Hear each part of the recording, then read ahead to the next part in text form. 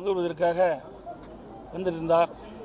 அவர் திடீரென்று மயக்கமுற்று சாலையில் விழுந்தவுடன் உடனடியாக அக்கம் பக்கத்தில் இருந்தவர்கள் 108 ஆம்புலன்ஸுக்கு தகவல் கொடுக்கப்பட்டு அதன் மூலமாக மருத்துவமனையில் சேர்க்கப்பட்டு அவருக்கு சிகிச்சை அளிக்கப்படுகின்ற சூழ்நிலையில் அவர் வருகின்ற வழியிலே இறந்து விட்டதாக மருத்துவர் தெரிவித்திருக்கின்றார்கள்.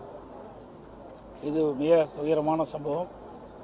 இவர் ஏற்கனவே பல ஆண்டுகளாக அதிமுக உறுப்பினராக இருந்து வருகின்றார் திரு அர்ஜுன் அவர்கள். அவருடைய சொந்த ஒரு கொண்டையம்பாளையம். அவர் அந்த தூக்கநாயக்கம்பள்ளி ஒன்றியத்தைச் சேர்ந்தவர். அவருடைய இறப்பு உண்மையிலே எங்களுக்கு மிகுந்த வேதனையும் வருத்தத்தையும் அளிக்கின்றது. அவருடைய குடும்பத்தை சார்ந்தவர்களுக்கு ஆறுதல் கூறுகின்றோம். அவர் தாயார் சந்தித்து அவருக்கு ஆறுதல் வழங்கியிருக்கின்றோம். இறந்த திரு அர்ஜுனோட உடலுக்கு மரியாதை செலுத்துகின்ற விதமாக நாங்கள் மலர் வைத்து அஞ்சலி செலுத்தியிருக்கின்றோம். அதிமுக சார்பாக என்னோடு மாவட்ட செயலாளர், முன்னாள் அமைச்சர்கள், முன்னாள் சட்டமன்ற உறுப்பினர்கள் மற்றும் கழகத்தினுடைய முக்கிய பிரபலர்களும் அஞ்சலி செலுத்திக் கொண்டதை இந்த நேரத்தில் தெரிவித்துக் கொள்கின்றோம்.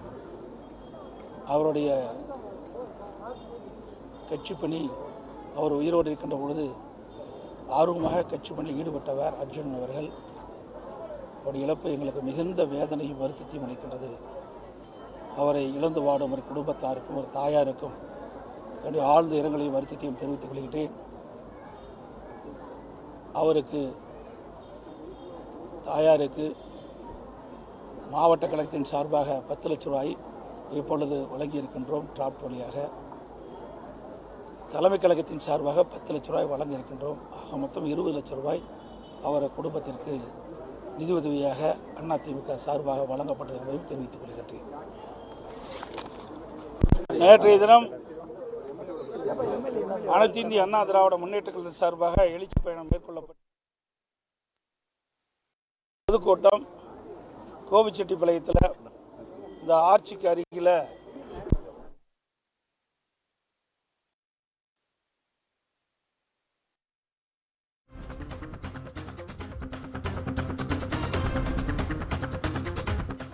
திரு அர்ஜுன் என்பவர் சாலையில் நின்று கொண்டு கூட்டம் ஆரம்பிப்பதற்கு முன்பாக அவர் நின்று கொண்டிருந்தார்.